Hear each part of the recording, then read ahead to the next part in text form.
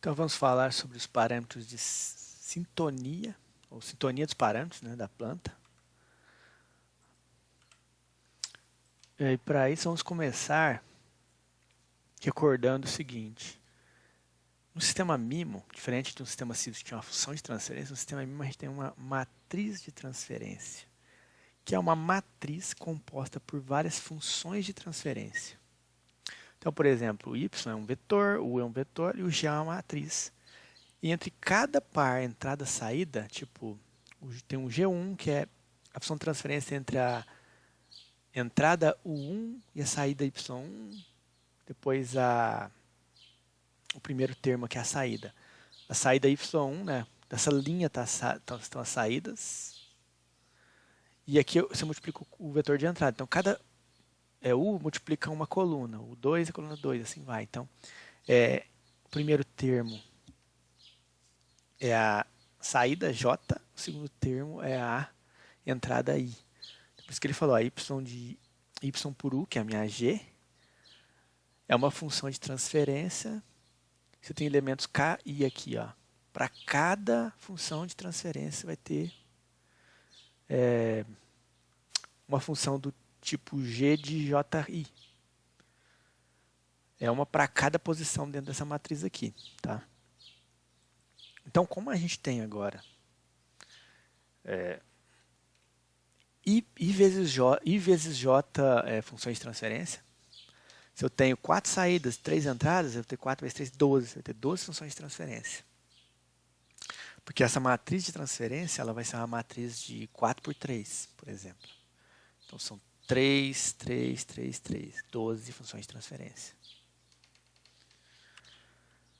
Lembra de tudo aquilo que a gente viu nas aulas anteriores. Como, por exemplo, ajustávamos, escolhíamos o período de amostragem lá para o controle preditivo para uma função de transferência. O horizonte de predição para uma função de transferência. O horizonte de controle. A gente basicamente vai fazer isso, só que para todas as funções de transferência. Por exemplo, a escolha do período de amostragem T, você vai lá e vai encontrar para cada função de transferência o maior valor entre 0,1 tal e 0,5 θ. Então você vai fazer para A1, A12, A21, 22 e assim vai. Ou seja, se você tem 12 funções, você faz isso aqui 12 vezes. Compara para as 12 funções de transferência, 0,1 vezes o tal e 0,5 vezes o θ para cada uma delas. Você pega o maior valor entre... Então, isso aqui é para cada função de transferência você faz 0,1 tal vezes 0,5 θ e pega o maior valor. Então, você vai escolher entre esses dois aqui 12 vezes. Você vai ter 12 valores. Dos 12 que você encontrou, você pega o menor deles. Bom, é o maior entre esses dois. Se tiver 12 funções de transferência, são 12 opções. Você vai pegar o menor dos 12 e escolher o período de amostragem agora. Por quê? Porque quando você tinha uma função de transferência, você encontrava já o período de amostragem, né? Com essa técnica aqui. Agora você vai ter 12 funções, então você tem 12 períodos de amostragem. Escolha o menor deles, porque você tem que atender o pior caso. O pior caso é a função de transferência que precisa do menor período de amostragem. E você vai usar o período de amostragem que atender o caso da menor, ou seja, o menor período de amostragem, o que a função de transferência exige o menor período de amostragem, já atende todo mundo. Porque quanto menor, melhor. Ok? Então vamos escolher o que? O menor período de amostragem para todas as funções de transferência que você tem na matriz de transferência. O mesmo vale por horizonte de predição. Só que é o máximo agora, né? Você vai calcular o horizonte de predição para cada uma das funções de transferência que você tem. Uma vez que você calculou, no caso, exemplo, 12, você vai escolher qual é o maior deles. Então, o maior é o que vai atender o pior caso, é o que você vai usar para todo mundo. O M, que é o horizonte de controle. Mesma coisa, vai escolher lá os 12 horizontes de controle, vai olhar as 12 funções de transferência, escolher 12 horizontes de controle e vai pegar o maior valor para escolher para ser o controle do seu sistema MIMO.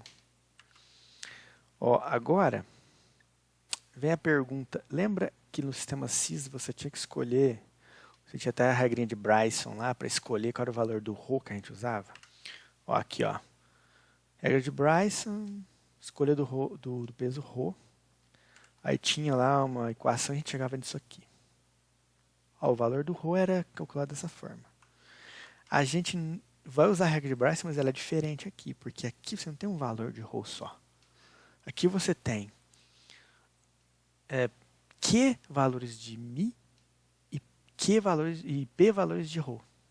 São várias variáveis para ser escolhidas, são vários pesos para serem selecionados. Não é mais só um peso.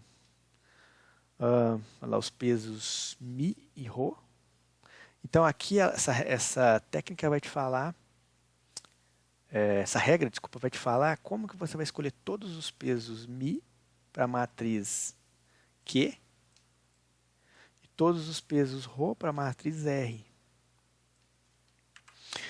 Ó, aqui o que a gente vai fazer para escolher esses pesos? A gente vai, vamos considerar o valor N, e no caso para escolher o μ, que é o horizonte de predição. Vamos utilizar o valor do M, que é o horizonte de controle, para escolher o ρ. E ainda vamos usar uma variável. No caso do horizonte da matriz Q, você precisa saber, já que a matriz Q é associada à saída Y, a gente vai usar para cada uma das saídas, a Y1, Y2 e tal, um θ. θ1 para saída Y1, θ2 para saída Y2 e tal. Onde esse θ é a amplitude de Y menos Y de referência esperado durante a operação. Ou seja, qual é o valor que esse erro tem que ser? Quer dizer, qual que é o valor desejado para o erro? Conhecendo esse valor do erro, vamos supor que você fala, o erro esperado é de 0,1. Então é o 0,1 que você vai colocar aqui para a saída 1, para o erro 1. Para o erro 2, já é esperado 0,2. Você coloca um valor de 0,2 para o θ2. E assim sucessivamente. Dessa forma, a gente está ajustando os pesos μ de forma adequada para cada um dos erros. A mesma coisa vai ser feita para os pesos com relação à entrada. Vai ter uma variável neta aqui, neta 1, neta 2, né, que você precisa encontrar, que também é qual é o valor de delta U esperado durante a operação. Para o neta 1. Qual é o valor esperado para delta 1, para o neta 2, qual é o valor esperado para delta 2, e assim vai. Ok? Em alguns casos, isso é conhecido. Você já conhece os níveis máximos das variáveis realmente. Outro caso, você está estipulando os valores em que você deseja. O importante é que esses valores aqui vão ser utilizados para encontrar esses pesos que vão amarrar essas amplitudes aqui na prática. Ó, observação, tá? Podem ser usados horizontes de predição, o N, né, e de controle, M, diferentes para cada canal de entrada e saída da planta. Contudo, essa possibilidade não será explorada aqui. Lembrando que isso complica bastante, assim, torna muito mais complexo o seu controle, tá? Mas é possível de ser feito, não é um problema. Também seria possível empregar pesos diferentes para cada instante de tempo ao longo dos horizontes de predição. Ó. A gente está escolhendo nesse exemplo aqui pesos fixos para o μ e para o ρ. Mas a gente poderia fazer o que pesos ajustáveis, pesos diferentes para cada período de amostragem. O que seria um controle adaptativo aqui, que faz muito mais sentido quando você tem um sistema não linear. Então, se o nosso sistema for não linear, é possível compensar essa não linearidade fazendo um ajuste do controlador a cada período de amostragem. Por exemplo, se ele mudou, está no ponto de operação, tem um comportamento, mudou o ponto de operação, a planta já sofre uma variação. Você faz uma nova linearização, encontra uma nova representação por espaço de estados para ela em cada instante de operação. E, dinamicamente, você já muda os pesos de novo. É possível fazer isso dinamicamente, é possível fazer, mas é muito mais complexo e mais trabalhoso. Tá? Vou tentar só explicar isso aqui melhor. Ó. Nossa abordagem atual é a de um sistema linear. Tá? Ou você lineariza o sistema e usa um ponto de operação só e acabou. Mas é possível você pegar um modelo não linear e a cada instante de amostragem que você vai trabalhar com controle, você pegar aquele modelo linear, linearizar ele usando aquela técnica de Euler, já lineariza e discretiza ao mesmo tempo, já encontra o controlador e aplica o controle no processo. E dá, porém, também para fazer o ajuste desses pesos também dinamicamente a cada período de amostragem. É bem complicado. Mas isso é o mais adequado para um sistema não linear, quando a não linearidade é muito agressiva. Tá? Quem já viu o filtro de Kalman, é o que o filtro de Kalman faz, na verdade. Ele pega e ele está encontrando o modelo do filtro a cada período de amostragem, o filtro de Kalman estendido, desculpa, o filtro de Kalman estendido, o EKF lá, EKF, Extended Kalman Filter. E ele lineariza e discretiza a cada instante de amostragem. Agora nós vamos falar sobre a função custo de novo, só que nós vamos tentar reescrever tudo na notação matricial. Ó, como nós falamos, as matrizes Q e R, que são os pesos lá para cada uma das entradas e saídas. Na verdade, essa daqui que a gente acabou de mostrar, esse Qzinho aqui, ó. Qzão, mas não é o Q negrito, tá? Ele está aqui dentro. É uma matriz Q por Q, é uma matriz R, P por P. Agora, o que a gente quer fazer? A gente quer expandir para esse caso aqui, ó. Em que são matrizes. Por exemplo, o Y é um vetorzão Q por N, vetorzão Q por N. R é um vetorzão Q por N também. E ΔU é um P por N. Então, esse vetor é muito maior do que o vetor que a gente tinha visto no caso CISO, tá? E a gente quer passar isso tudo para matriz, então. Que virar uma matriz, que virar uma matriz. E essa matriz Q e R que a gente está vendo aqui não é aquela Q e R que eu mostrei aqui antes, não. Não era essa matriz aqui, não. Ó. Porque essa daqui era só uma Q que só tinha Q por Q elementos e P por P elementos. Agora a gente vai fazer uma matriz de matriz. A gente vai pegar aquela matriz lá e vamos fazer uma matriz maior, aumentadona. Uma Q negrito aí. Que ela tem aqui dentro N matrizes Q por Q. E na R também vai ser uma matriz R negrito que tem M matrizes P por P. Aquela matrizinha R, P por P que a gente viu lá. Então todas as matrizes são iguais, mas aqui dentro, obviamente, você vai ter Q elementos Mi1, Mi2, Mi3 até MiQ. E aqui você vai ter P elementos Rho1 até Rho-P. Tá? Ó, e ela é diagonal. Por quê? Porque fazendo uma matriz diagonal, como a gente falou, ela é simétrica. E se você garantir que aqui ela é maior que zero, como a gente viu no caso anterior, ela é maior que zero, aqui negrito também será maior que zero. Ou seja, se essa matriz for positiva definida, como aqui negrito ela é uma matriz diagonal, todas as matrizes na sua diagonal são positiva definida, essa matriz também é positiva definida. A mesma coisa vale para o R.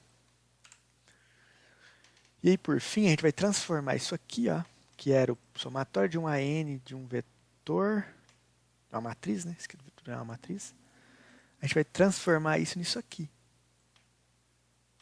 Isso aqui. Lembrando, isso aqui é uma matriz com matrizes lá dentro. Porque o sistema é MIMO, né? Então ele é bem mais complexo do que o sistema CISO. Então agora que a gente já apresentou o caso MIMO, nós mostramos as diferenças entre o CISO e o MIMO, que é muito parecido, só é mais complexo. Os vetores são bem maiores agora e tal. Mas a ideia é a mesma do que a gente viu para o CISO. A gente só expandiu elas, tá? Agora o que a gente vai fazer? Vamos obter a equação de predição para o sistema MIMO utilizando espaço de estados. Aquela mesma equação de predição que a gente fez para o sistema CISO, a gente vai fazer agora para o sistema MIMO. Ó, modelo adotado. Representação para o espaço de estados. X de K mais 1 igual a X de K mais B de K mais Y de K. Lembrando que no sistema CISO, você tinha uma matriz A que era N por N. Uma B que era N por 1, porque ela tinha N linhas e apenas uma coluna, porque só tinha uma entrada. E a matriz C, que era 1 por P, sendo P o número de... Desculpa, Q, né? 1 por Q. que é o número de saídas. Não, falei bobagem. É 1 por n, desculpa, 1 por n, porque ele só tem uma, que é o número de saídas, é só 1. Então esse C era sempre um vetor, linha, que só tinha uma linha, porque só tinha uma saída e tinha n colunas. E esse é só uma coluna com n linhas. Isso para o sistema CISO, tá? Para o sistema MIMO, agora o que vai acontecer? Você não vai ter mais uma entrada, você vai ter P entradas. Ó, U pertence a RP. Então agora o B tem N linhas e P colunas. Ele tem uma coluna para cada entrada. O C agora vai ser Q por N. Ele vai ser, tá aqui, ó, Q por N. E o B, N por P. Então o C ele é Q por N. Ele tem Q linhas, que é o número de saídas, é o número de linhas, e N colunas. Então a gente vai ter uma matriz B bem maior e uma matriz C bem maior do que a gente tinha para o sistema CIS. Porém, a matriz A ela tem a mesma dimensão, N por N. Tem uma matriz D que não tem aqui, que não foi apresentado. Lembra que a matriz D, YHCX mais DU, é a matriz de transferência direta ou de transmissão direta, né? A matriz D é uma matriz Q por P, então ela tem o mesmo número de linhas que saída e o mesmo número de colunas que entrada. Nesse caso, ela vai ser 0 por 0. A matriz Q por P, 0, 0, tudo de zeros. Olha lá, a equação de predição. Lembra da forma y é igual a HU mais FU que a gente encontrou lá para o sistema CISO? Onde H era aquela matriz da resposta impulsional do sistema. Então, H, você obtinha cada elemento desse através da resposta impulsional. Vezes a entrada U. E você tinha aqui mais o termo de resposta livre, que era somado para encontrar o Y, chapéu.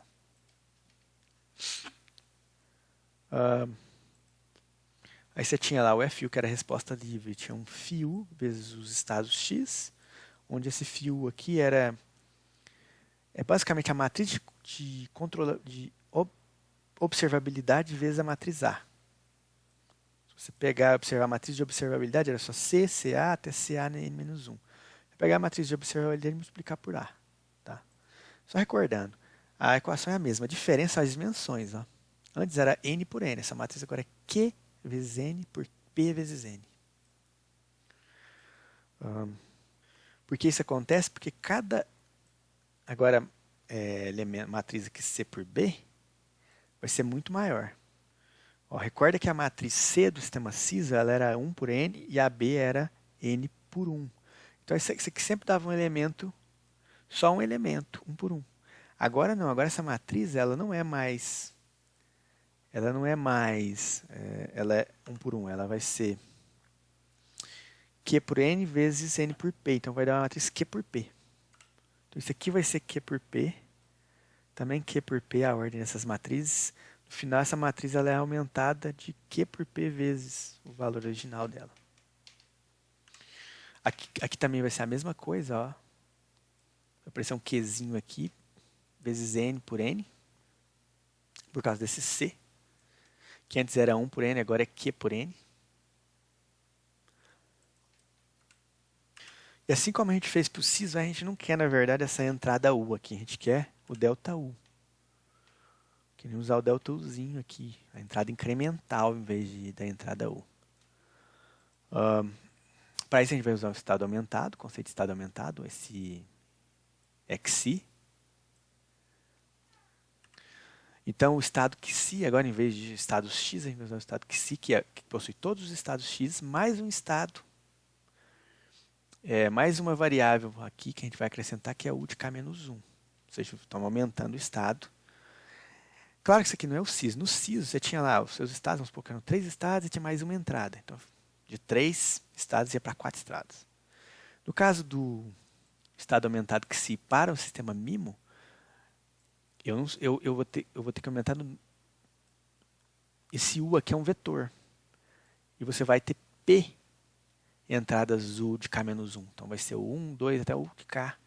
Então se o seu sistema tinha lá 10 estados, X, agora, e 3 entradas, agora vai ser 10 mais 6, 13 estados. Você vai estar aumentando em 3 estados o número de entradas que você tiver. Então, olha lá, O estado que se de K mais 1 é AX mais BU, lembra? Então agora é esse estado aumentado XI mais estado aumentado B, mais a matriz B aumentada, B delta U.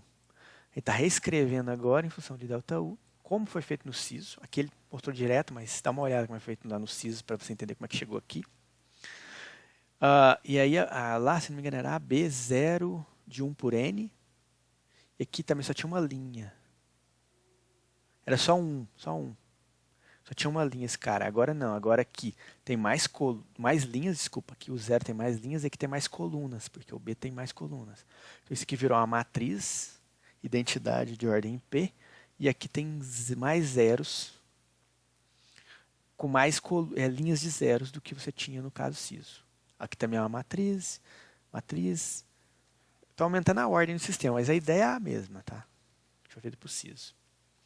Lá, então vai chamar essas matrizes aumentadas de atil, betil, cetil. A mesma forma que foi feito para o SISO. Só que aqui agora são matrizes. A equação de predição em delta U. Então a gente vai chegar na equação de predição. Delta U, que é em delta U, né, que é y igual a g delta U mais f. Essa é a mesma formulação que tinha para o SISO, só que agora não é n por n, é qn por pn, o tamanho dessa matriz, porque essa matriz aqui também é bem maior. Essa também é maior do que era para o caso SISO, agora ficou qn por n, qnão por n. Recorda que lá, quando o m for menor que o n, você consegue suprimir as últimas linhas aqui da coluna, as últimas colunas de G, né? Você suprime várias dessas colunas aqui, faz essa matriz ficar menor. Você não precisa usar as últimas matrizes, porque essas últimas matrizes vão ser multiplicadas por zeros aqui. Porque o seu vetor de entradas só vai ter os m primeiros vetores, o restante é tudo zero. Porque o horizonte de controle é menor que o de predição.